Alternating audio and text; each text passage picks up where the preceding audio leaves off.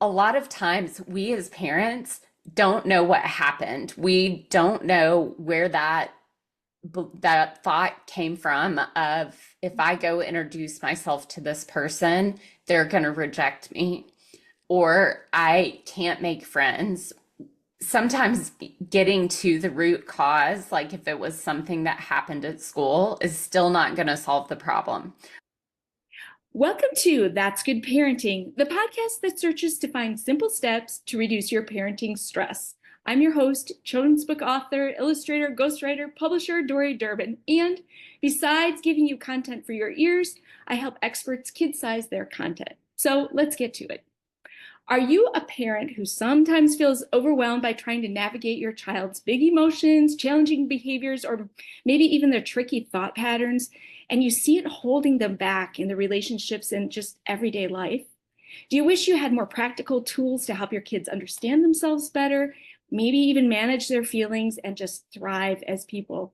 Today, I am excited to welcome Ginny Ellsworth. She's the founder of Mindful Kids. She brings a unique and powerful blend of neuroscience training, coaching skills, and brain health expertise to her work with children. She coaches kids on noticing and shifting their thought patterns and even training their brains to work for them. I'm so excited to dig into this. So welcome, Ginny. Thank you, Dory. You have an impressive background of skills and techniques. And as an illustrator, I help experts like you turn big ideas into easy to digest stories. And as I'm thinking about this, what do you think a child would say that you do for your job? So how would they describe it and why they would need you? I think that most of the kids I see would say I help them get in the driver's seat when it comes to their anxiety, their emotions, and their thoughts.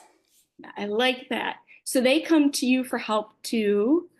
They come to me for help to reduce anxiety and also frustration and impulsive behaviors. So all of those things are feeling out of control. So I help them use some tools, some fun kid-sized tools that help them get back in control. It's interesting as I'm thinking through this. This is not a question I prepped you for, by the way. That's I'm okay. wondering, I'm wondering to myself, when do they start to notice that? Like, how early do kids start to notice that they're out of control? Is it like only after they're in school, or do they come to you early too? It's really the parents who notice it first. And I think that more often than not, it's the parents who bring it to the child's attention and that's one thing that I help the child sort out is why is this coming up? Because to them, they're not connecting of the dots of I'm being impulsive. They're thinking I'm eating breakfast, but I just thought of this thing and I need to go run and do that thing. And mom's saying, wait, you have to come back and eat breakfast. So the child might interpret that as I'm being disobedient. And they're not realizing it that, hey, it's just your brain. Your brain just got sidetracked, and you have everything in your power to bring your brain back into focus.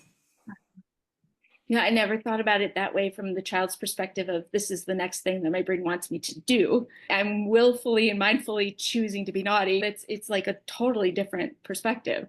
It is. And we know that this is a mind-blowing statistic. Our prefrontal cortexes, which is where we make decisions, it's the logic and the reasoning of I'm going to choose to sit here and eat breakfast and I'm going to go do whatever that thing my brain just jumped to later. Our prefrontal cortex is not fully developed until we're 28. Whoa, that's even later than I thought. Yeah, so a lot of times with the littles, they're not deliberately making that decision to go run and do the other thing. Now, let's be real, sometimes they are, and usually you'll get the look when they're doing that. They'll cut their eyes over to the side because you can see when they're making that deliberate decision. But a lot of times it's, oh, this idea popped into my brain and I've got to go take care of that right now while I'm thinking about it. And they're not reasoning their way through, I've got to eat breakfast first because I have to leave for school and things like that. Wow. So that's probably one hint that we can give parents right away is if their kid's looking at them from the side. That Like, might be your clue that they're "Time." making. Yes. Maybe they know a little bit more of what they're doing than maybe with it. Interesting, interesting. Okay, let me ask you this then. I'm envisioning all the pitfalls that parents have when they're trying to cope with what their kids are doing and it's not what they want them to do. So, first of all, I guess the question is how do parents support their kids where they're giving them positive reinforcement and not the negative reinforcement? And then are there even simple solutions to this? What do you do?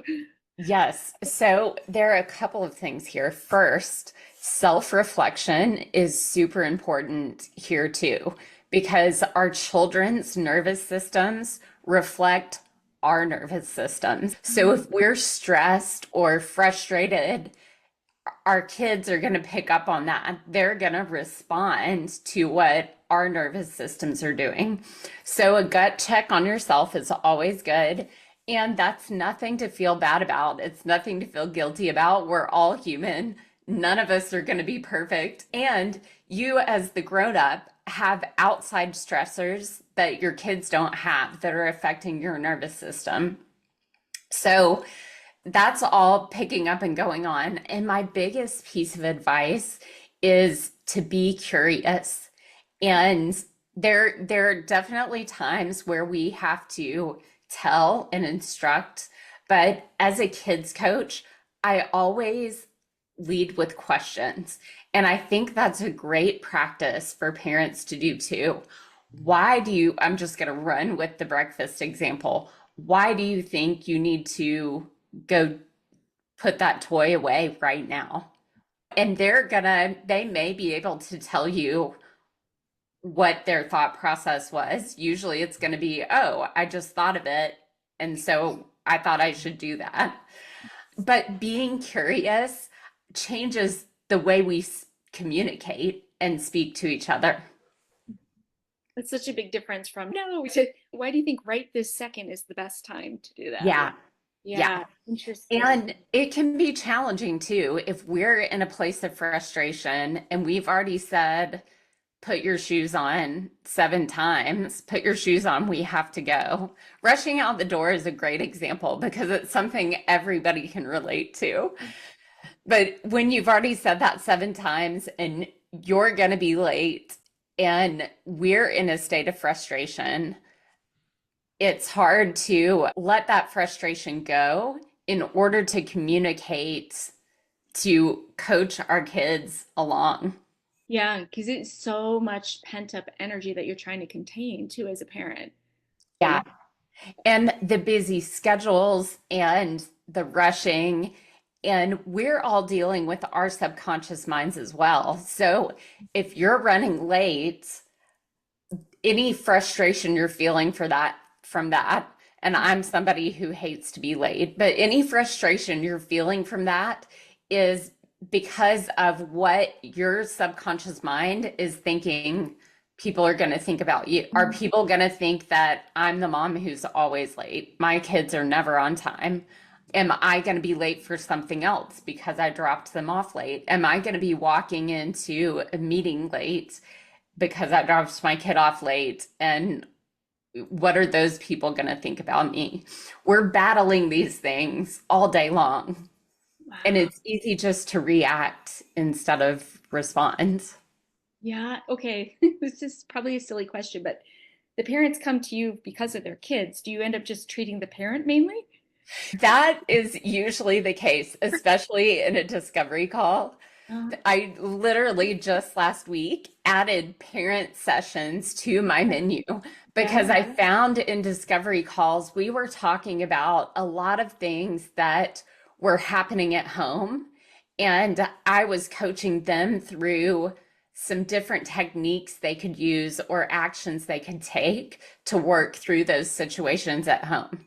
So Parent sessions, I just added last week, but I have a feeling they're probably going to be one of the biggest things on the Mindful Kids menu.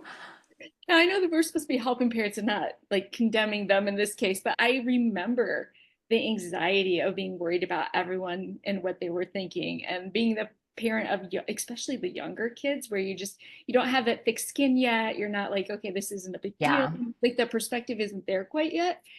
And I was, you were talking, I was like, oh, yeah, that's something you'd have to like really work on as a parent, because your kid is picking up every single thing that you're doing and potentially imitating it and following their brain's whims. That's so complicated. It's like it so much is. going on at one time.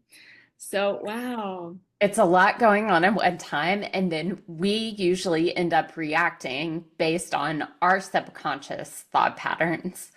One of my all-time, I'm jumping, so bring me back if I'm going way too far in the left lane. One of my favorite techniques comes from Love and Logic. And Love and Logic teaches about handing control back to the child, but really it's about meeting in the middle.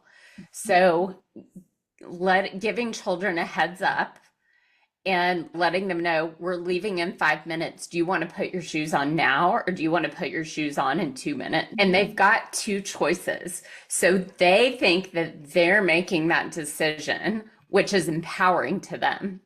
And kids are kids, and that doesn't always work. There are going to be times that at 5 minutes, you're still yelling at them to get their shoes on.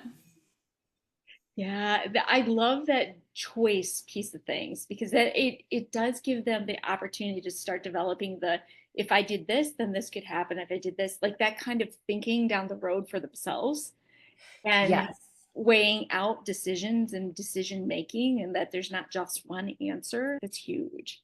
exactly. It's huge. It's huge for them. It's super empowering.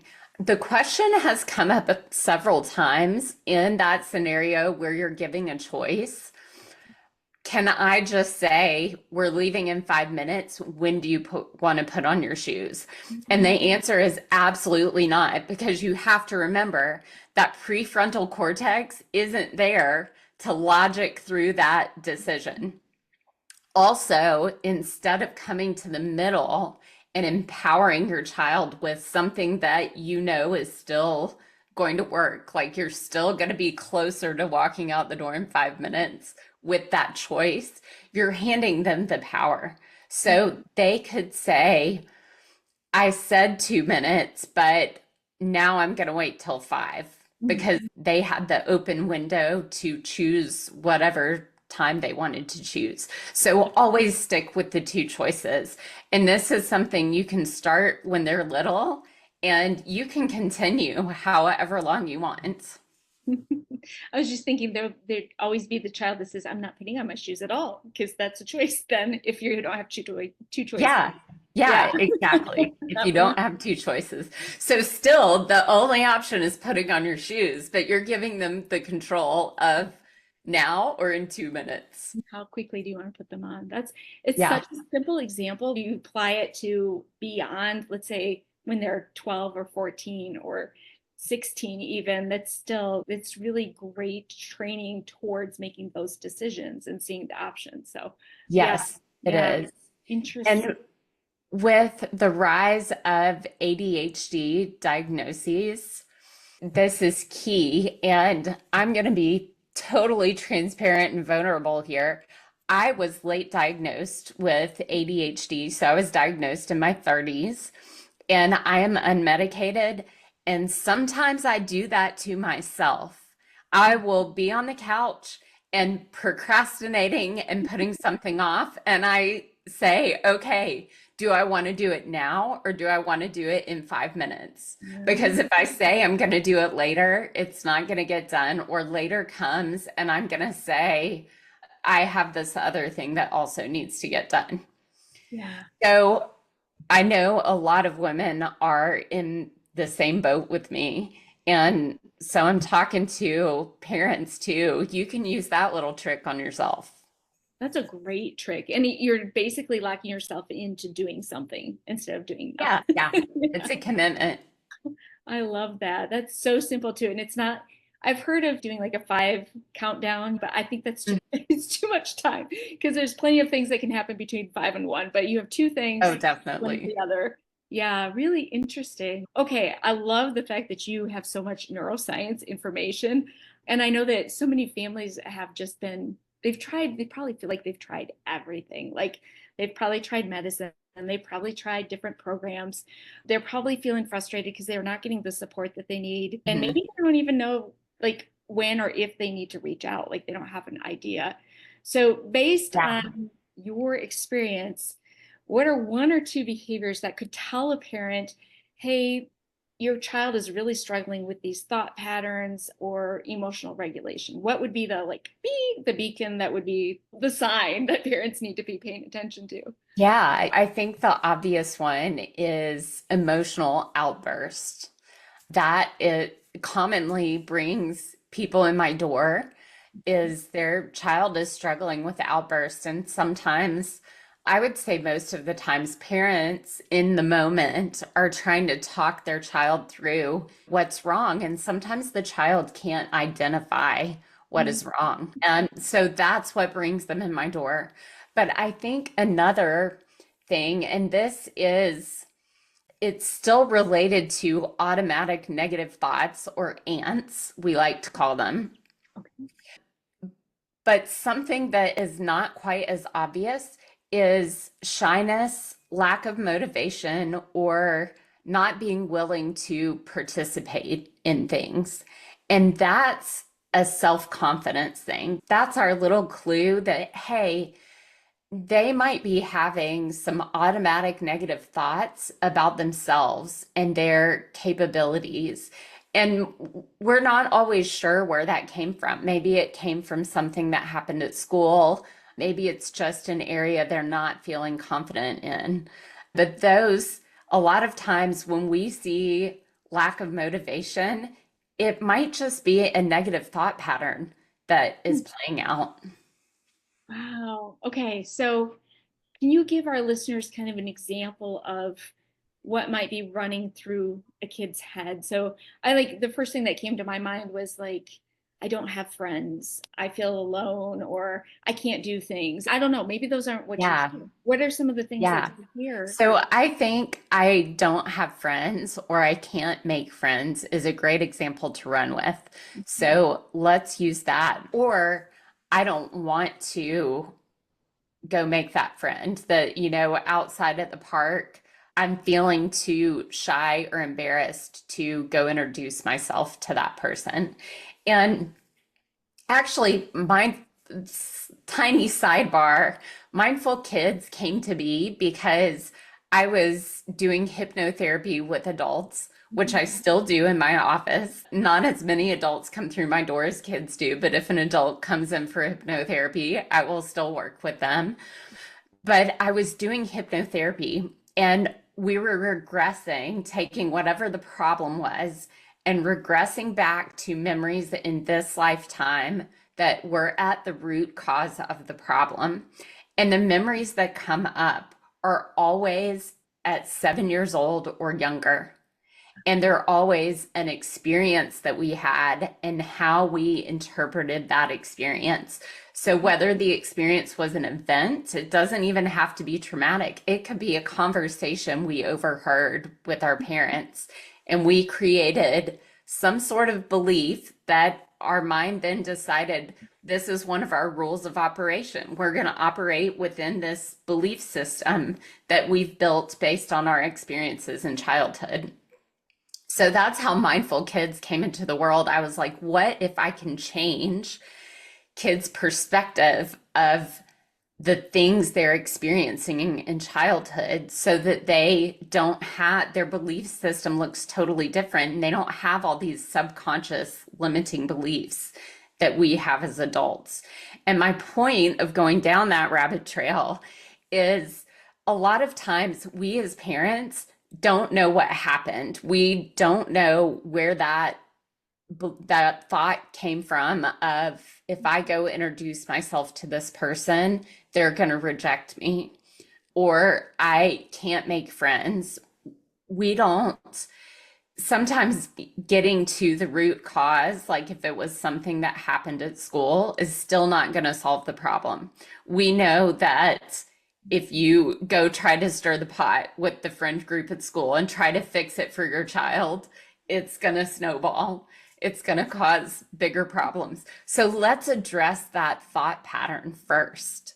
Let's address the belief that I can't make friends, or when I introduce myself to someone new, they're automatically not going to like me. Let's start there rather than starting with whatever the experience was. Does that make sense? It does. It does. You've got my mind working through so many different scenarios, right? As a parent and as a former kid, there's things that you remember and you think, is that what shaped how I think about the world? That's crazy. And that's You all know, heaven. That's even scary. yeah, it is. And I think it's important also to point out that as parents, we do the best we can with the information we have. And every human being is here to live their journey. So there's nothing that we can do as parents to make sure that all of those experiences are easily navigated. But we can encourage, we can get curious and encourage our kids to explore their thoughts, what they're actually thinking. I'll give an example of one of mine that came up. This came up when I was in hypnotherapy training.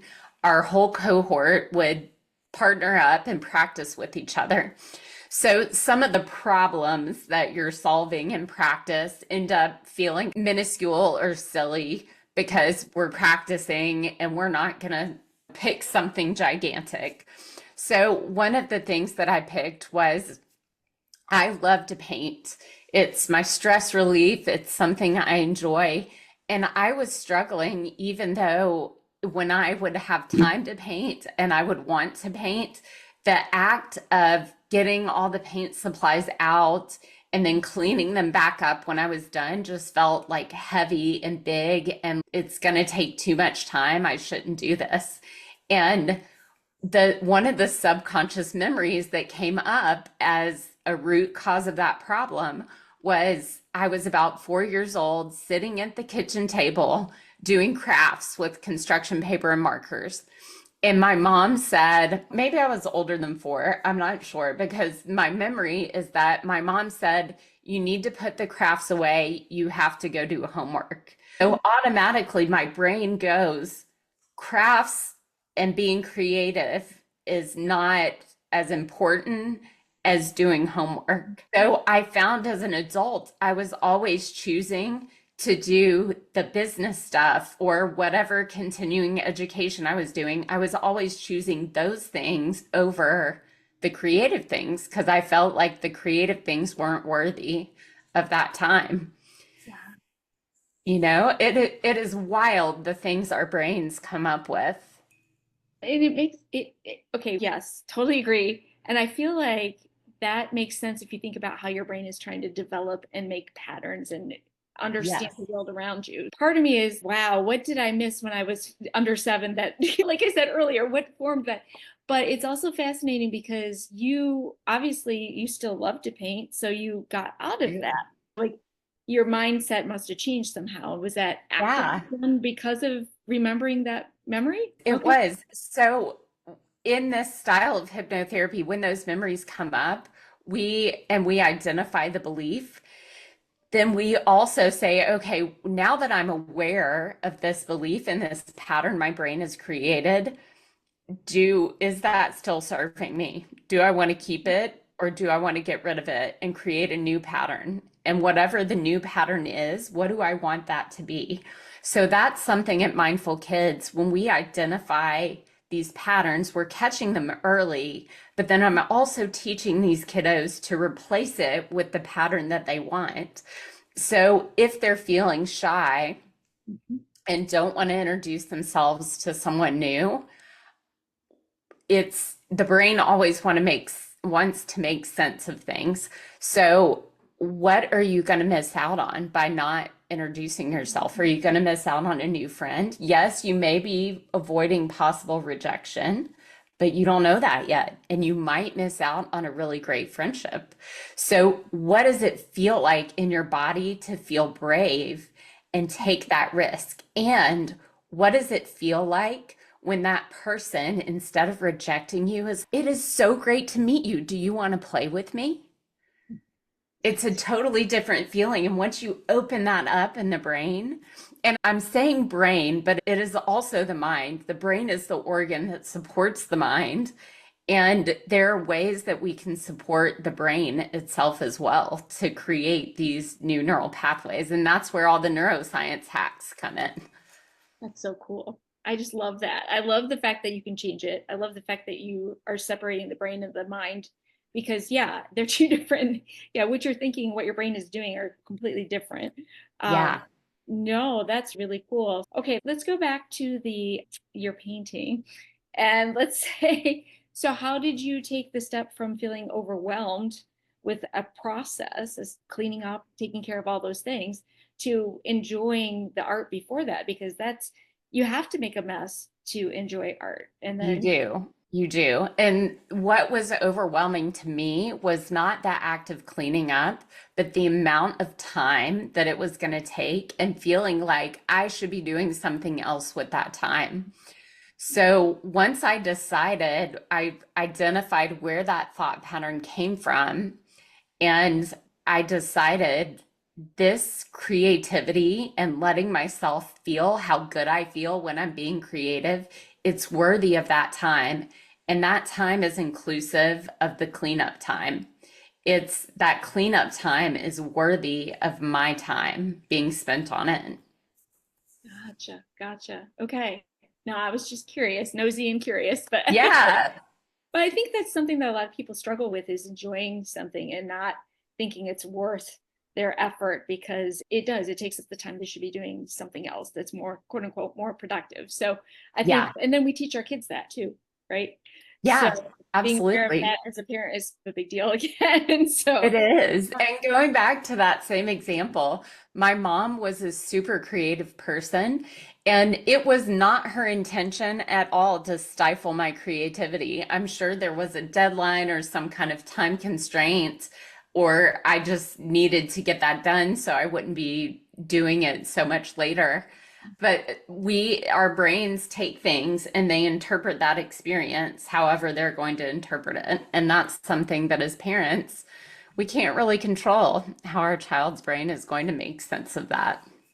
So if you're a parent listening and you're thinking to yourself, okay, so how do I help my kids not get stuck into situations like that?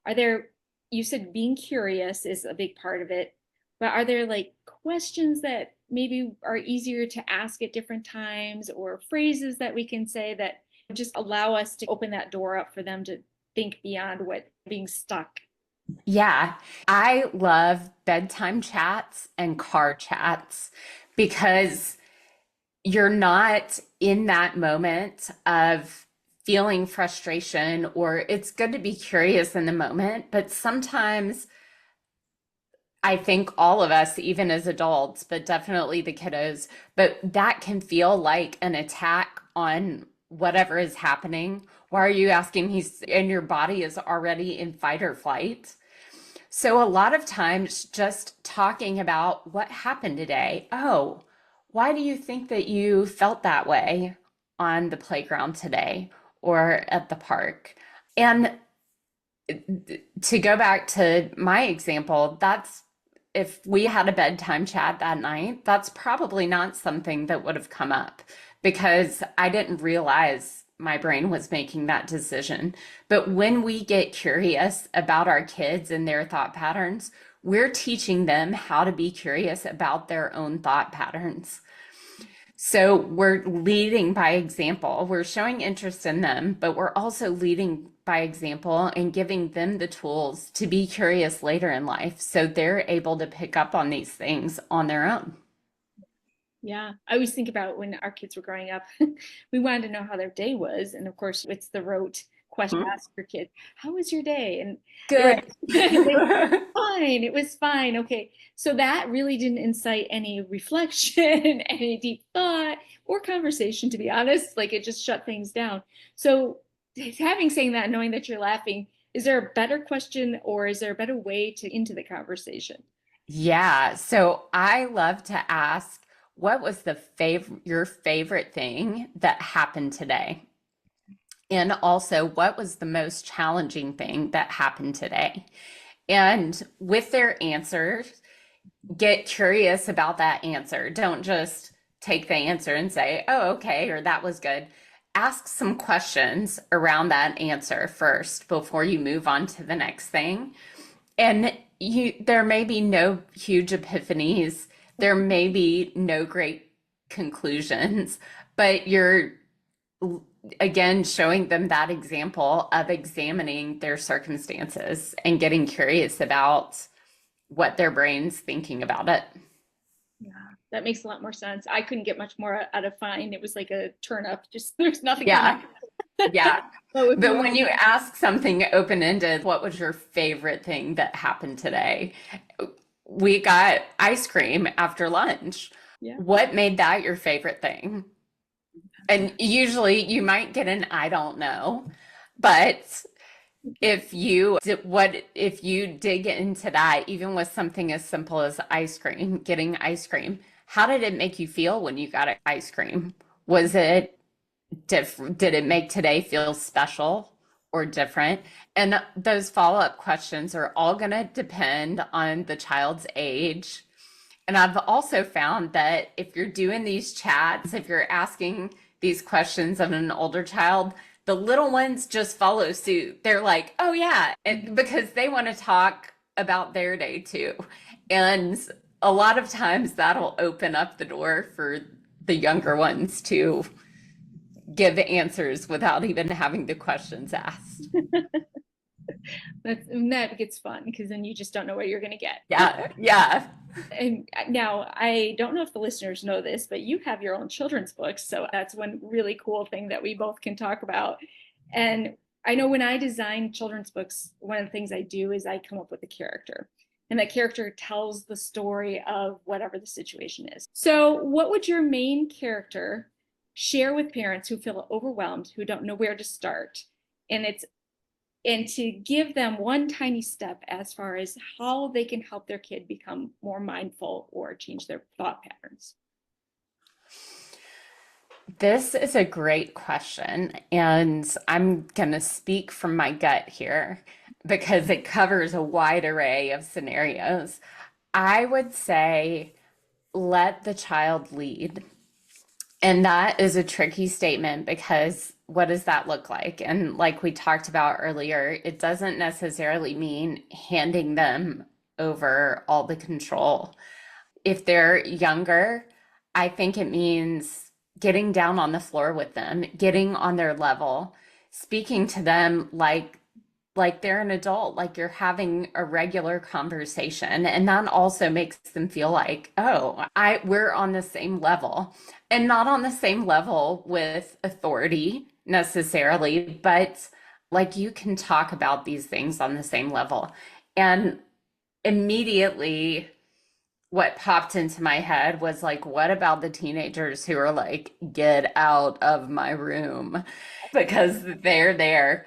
And I think that in scenarios like that, where you can't necessarily spend time and get on their level, opportunities, if you give them their space, opportunities will reveal themselves to. I remember going shopping with my mom.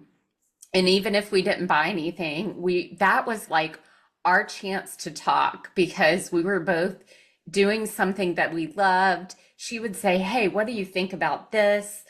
And it was a place that kind of evened the playing field and allowed the door to open up to conversations when we're in that energy together. So with the littles, it could be as easy as getting on the floor or reading to them at bedtime and you're sitting on their bed with them. getting on their level. And with the older ones, it's definitely more challenging, but finding whatever that common ground is where you can open up those conversations. I I don't know if that accurately answered your question, Dory.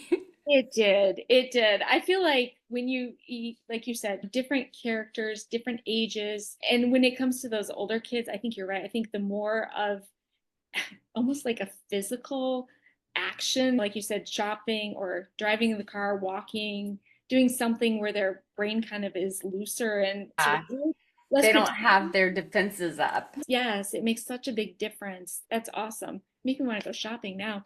Oh, I know. okay, I know we're running out of time. I think I could probably talk to you for another hour easily. But Jenny, I feel the same. where can people find you, find out more about Mindful Kids, all of the things because they are going to want to connect with you. Yes, we are pretty active on Facebook. It is Mindful Kids 30A on Facebook and Instagram. And our website is mindfulkids.me. Awesome, awesome. And do you have a spot there that if they want to just email you and ask you questions, they can do that? Yes, there is an email address on my website. There are also plenty of buttons where you can click to book a free consultation. I call it an intro chat. So whether you are local to the Florida Panhandle and actually want to come into the office, or you're interested in parent sessions, we can do those online. That's easy. But I also have a free Teach Kids How to Meditate course that you can access at mindfulkids.me. And then a sleepy time meditation that also comes with a fun little infographic about how to get your kid's brain ready for bed. I like that. That's on your website as well. Yes, all on mindfulkids.me. Awesome. And your books are on there too, I think? I don't think my books are on mindfulkids.me, but I'll create a link to make sure that's easy to find. Awesome. Because I know just looking at them, not only were they cute, they seemed like they would be really valuable to a lot of parents. So I think they Thank you. I hope so. Oh, you know where they are? They're on our social media. So you okay. can find links to the book on Facebook and Instagram. We'll drop those in the podcast too, just to make sure they see them. Perfect. Awesome. Ginny, I just can't even begin to tell you how fun this was. And I know that you have given parents plenty of information to help them progress and a way to contact you to continue the progression. So I I hope really, so. oh, yes, absolutely. Thank you so much for your time today. Thank you, Dory.